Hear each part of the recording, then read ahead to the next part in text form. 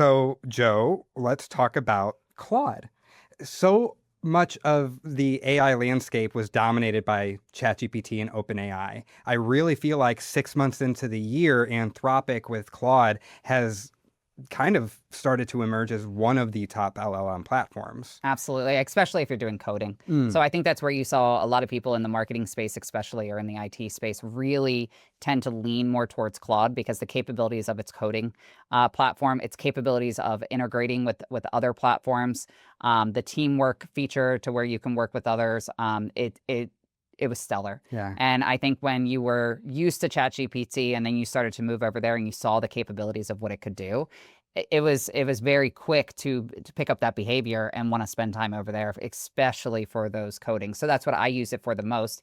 Anything that has to do with websites, anything that has to do with SEO, AEO, GEO, anything along those lines of connecting of my apps, I use Claude now for all of that. And then I go back to ChatGPT for my social media or other content ideas. And that's a great back and forth. I think with Claude too, and you kind of touched on this, it's great to break down the complexities. So coding is obviously something very complex, but for our audience of agents and advisors, I mean, there are regulations and rules and paperwork and documents and admin work that they do that Claude can really become an assistant that helps decipher all of that and make it simpler to digest. Let's keep this moving, Joe. Gemini. It's Google's version of an LLM, and this has also emerged throughout 2026 as a very popular LLM platform. Just like Microsoft Copilot, if you're using Google products every day, then Gemini is baked right in. What do you have to say about Gemini? Yeah, I think with Android, it also plays a major role because Android's based off of the Google platform. Yeah. And so, especially if you have an Android, that experience, and you utilize the Google Gmail and all of those same resources, it absolutely makes sense.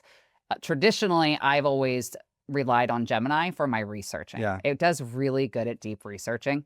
And so that's kind of an area where if I really want to learn something or I really want to understand something or if I really want to take the time to dig into a topic, Gemini is the first one that I go to. It's always been a reliable source for me, and that's kind of how I've always thought of it, of you're my research assistant.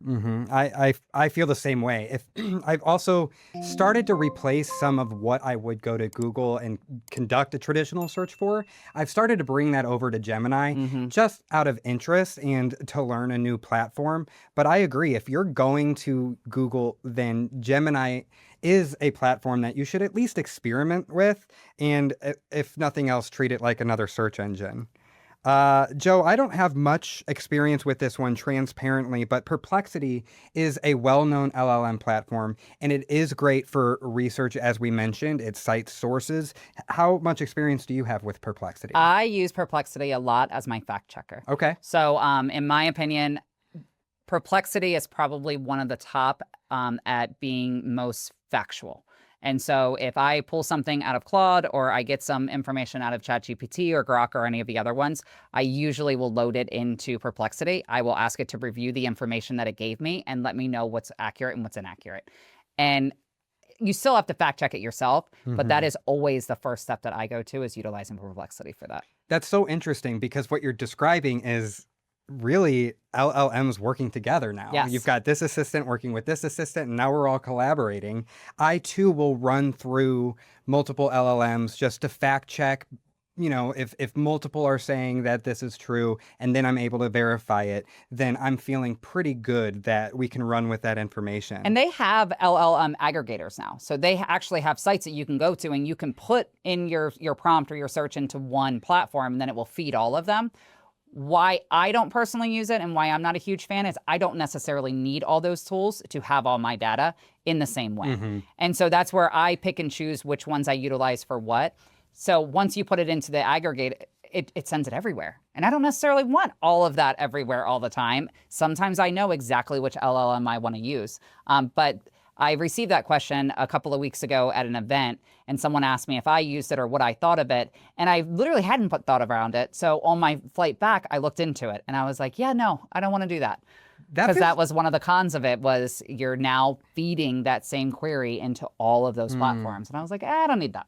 That's a tremendous, like, powerful tool Yeah. too. I mean, for our use cases, I don't feel like, especially our audience, that something that massive is necessary. But it kind of is a preview of perhaps what's to come, and how Absolutely. the AI landscape might continue to evolve. Which is why I love when people ask questions at those events, because something like that, I've never experienced it Yeah. before. I've never tested it before, but then it gave us that research. So it just goes to show with AI, with everything, you're never going to know everything, and Hmm. you're never going to, know the pros and the cons. Yep. And so it really is testing it out for yourself and trying to figure out what best fits for what, your use case is. Yeah, and we hope that this conversation today helps you narrow down where to at least begin if you're deciphering between all of these platforms.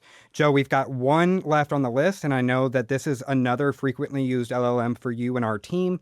It's Grok. Yes. And that one is baked right into X, so you'll also notice a theme that these LLMs are now emerging within the platforms we use every day.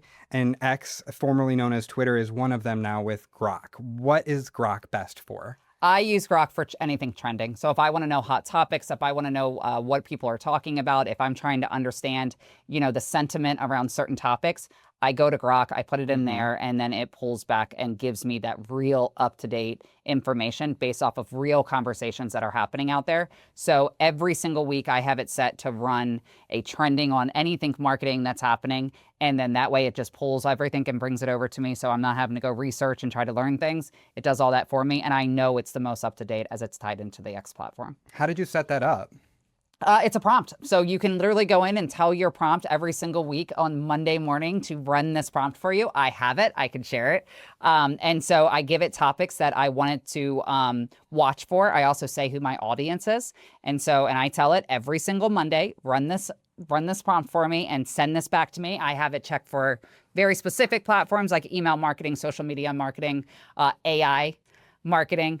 So I have it all in there. And then I will say it doesn't run it every single week automatically every time. But if I go back to that feed and just type in run now, it will run it for me. I think what you're describing is a fantastic best practice for our audience to kind of keep in their toolboxes. That's saving prompts, the ones that work and generated a response that you were looking for. Keep a library of those, or specific chats that you always refer back to, because those are the ones that you want to use over and over again. So instead of having to start from scratch, you now have an ability to pick up either where you left off or start a new conversation with the same prompt.